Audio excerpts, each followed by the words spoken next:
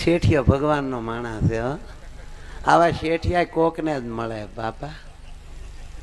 હા છોકરા અહીંયા આવી તો બટા, આ સમાચાર આવે જે ફેક્ટરીમાં આગ લાગી એ તાર બાપા જાતા એ જ ફેક્ટરી છે કે? હા મમ્મી. ભગવાનને મરજી ભાઈ એવું થાય ને બાપા. ઈશ્વરે ધાર્યું હોય 51 લાખ. ભગવાન મર થોડું કોઈનું હાલે બાપા. દુઃખ તો રાજા રામ ને પીડ્યા થા. રાજા રામ ફેક્ટરી નહોતા જતા. દુઃખ તો રાજા રામ ને પીડ્યા થા ને સીતા ને પીડ્યા થા. બટા તાર બાપાનો ફોટો લાવ આગળ દેવો જો હે. નહીતર એક ફેક્ટરીમાં આગ લાગી, એવી આગ લાગી ભાઈ, એવી લાગી એટલે કે એવી લાગી, લાગવા વાળી લાગી.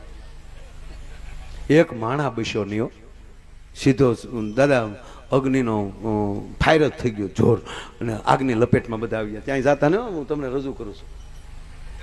ઓય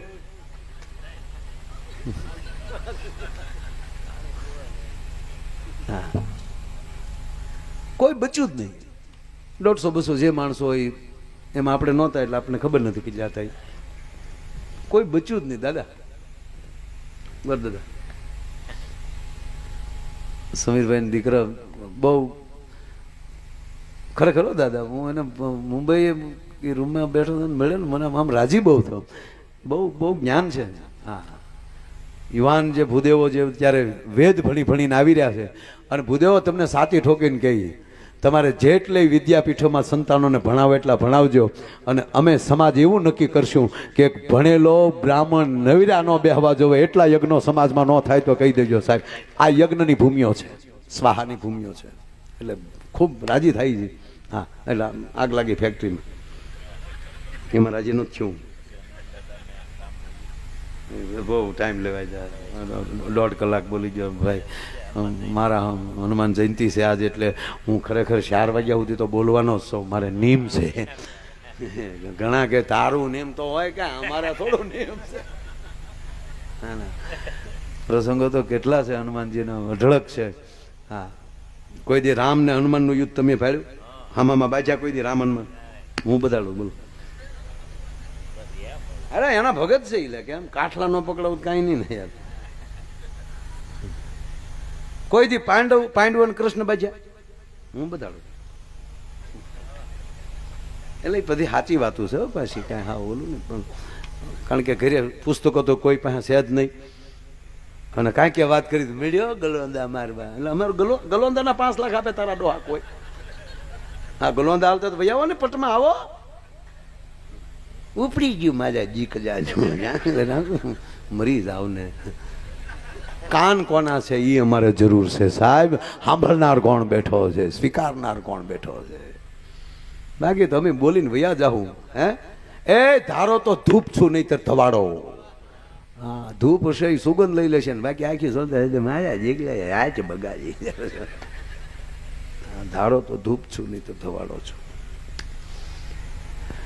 તો આગ લાગી, લાગવા વાળી લાગી. કંપનીનો માલિક બહુ સારો માણસ હતો કે ચાલુ કાંઈક બને એની કરતા ડાયરેક્ટ મીડિયા સામે આવી ગયા કર્ણભાઈ, અને કંપનીના માલિકે જાહેરાત કરી નાખી કે જેટલા કામદારો મારી ફેક્ટરીમાં કામ કરતા હતા એ તમામના વીમા તો છે જ, એ તો મળશે જ, પરફેક્ટ પૂરેપૂરા મળશે. પણ મારી કંપનીનો માણસ મારો પરિવાર છે, મારા ભાઈઓ જમાન છે, એટલે મારી ફેક્ટરીના ઈચ્છા પ્રમાણે જેટલા કામદારોએ જીવ ગુમાવ્યા એની આ પરિવારને તમામને 51 લાખ એના ખાતામાં નાખવાના છે.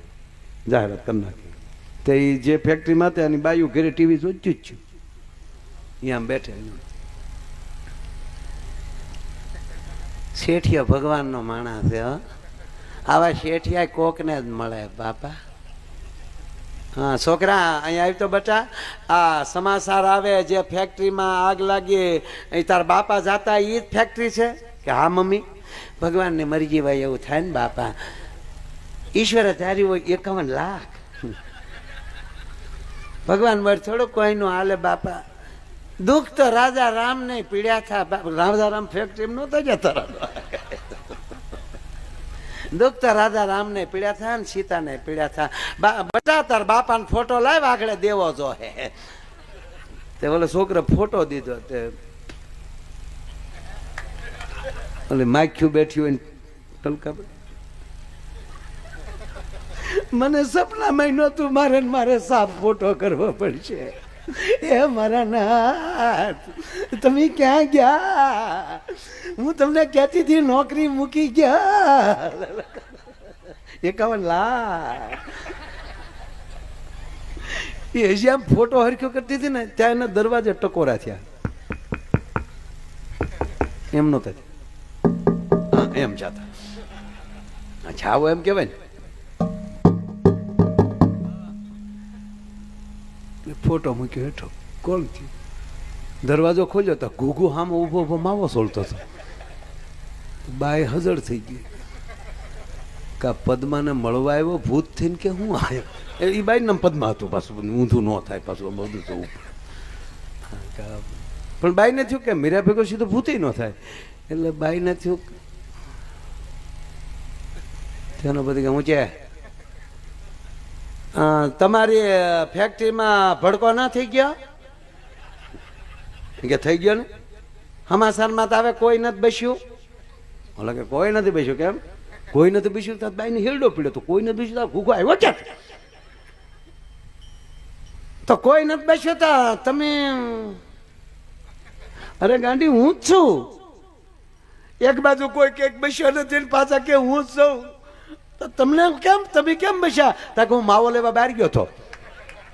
અને પછી જે બાઈ ખીજાણી કેદું નહીં કહું માવા બેન્ડ કરો, માવા બેન્ડ કરો, પણ રોયાને વ્યસન બેન્ડ નથી કરવું કારણ કે માવો 51 લાખનો જોડો.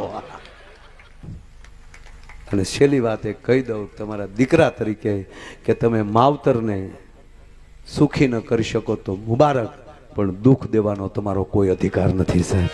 અને આ દેશનો ગમે એવું બાળક હોય, ગમે દીકરી દીકરા હોય, જે એના માવતરનું દિલ દોભાવીને ગમે ત્યાં જાય સાહેબ, વિશ્વાસથી હનુમાનજી મહારાજની સાક્ષીએ કોઈ જિંદગીમાં કોઈ દી સુખી ન થાય. જે માવતરને રાજી કરે. કોણ માવતર સાહેબ એના સંતાનોને દુખી કરતા હોય છે? ના, એના સુખ માટે દોડતા હોય છે. પણ આ સંસ્કાર આ હનુમાનજી ક્યાં ગ્રંથનું પાત્ર છે? તો કે રામચરિત્ર માનસનું. શૈલી સટ વાત એ છે કે આ એક જ ગ્રંથ એવો છે કે એની અંદર રામચરિત્ર શબ્દ આવે છે. અને જેના ઘરમાં રામચરિત્ર, જેના ઘરમાં કૃષ્ણ ચરિત્ર ભાગવત પડ્યું હોય, જેના ઘરમાં રામચરિત્ર રામાયણ પડી હોય, જેના ઘરમાં ભગવદ્ ગીતા કૃષ્ણ ચરિત્ર પડ્યું હોય, એ જેના ઘરમાં ચરિત્ર પીડ્યા હશે ને એના સંતાનોના ચારિત્ર કોઈ દી નહીં બગડે સાહેબ. જેના ઘર એ ગ્રંથોની નજીક હશે, શાસ્ત્રોની નજીક હશે, અને આવા હનુમાન દાદાની જેવા મહાપુરુષોની નજીક હશે. આ મોર જાજે આથમણે દેશ, મોર જાજે ઉગમણે દેશ, વળતા જાજે વેવાઈને માંડવે. કર્ણાભાઈ સાહેબ આ ગીત છે ને કેવલ સૌરાષ્ટ્રનું છે, નથી ઉત્તર ગુજરાતનું, નથી દક્ષિણ ગુજરાતનું, કેવલ સૌરાષ્ટ્રનું છે. હવે સૌરાષ્ટ્રનો નકશો તમે ભારતનો એક્ઝેક્ટ લો તો એનું ઉગમણું ડાકોર થાય, આથમણું દ્વારકા થાય, અને આથમણી દિશા. એટલે આ માવું એમ કહે છે કે વરરાજા હે દીકરા તું પણવા જા ને, માંડવે જા ને, એ પેલા ડાકોરથી લઈને દ્વારકા સુધીની યાત્રા કરી લેજે. એટલે આપણે પેલા જ મીંઢોળ બાંધ્યા પહેલા એને આપણે ગુરુ દીક્ષા આમ કહેવાય એને ગુરુ ધારણા કરાવવી પડે. અને આવો સાધુડો કાન ફૂકે.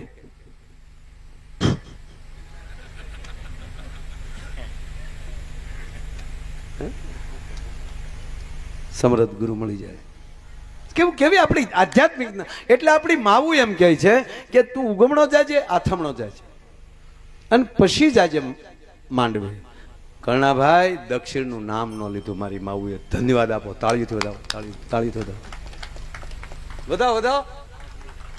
દક્ષિણે જવાની ના પાડી, નામ જ ન લીધું. ઉત્તરની ઠામુકી ના પાડી. શું કામ? આપણી માવુને ખબર છે દક્ષિણમાં દીવ આવ્યું છે અને ઉત્તરમાં આબુ આવ્યું છે. એ દીવ જો મોરલો વયો ગયો તો કળા પૂરીને આવશે. એ માંડવે જાય એવો નહીં રે, ઢેક બગલો થઈ જાય અને કોઈક પીસા ખેરી નાખશે. એટલે આપણી માવુએ દક્ષિણનું નામ હતી ખબર કોઈના? કેટલું ધ્યાન રાખું હું. એના પૈસા લઉં સાહેબ, એના પૈસા લઉં. ના પણ ખરેખર ખૂબ આનંદ આવ્યો. અને ટેમે પરણી લેવું. હા, પૂછો વડીલોને કોણ જોવા જતું છે?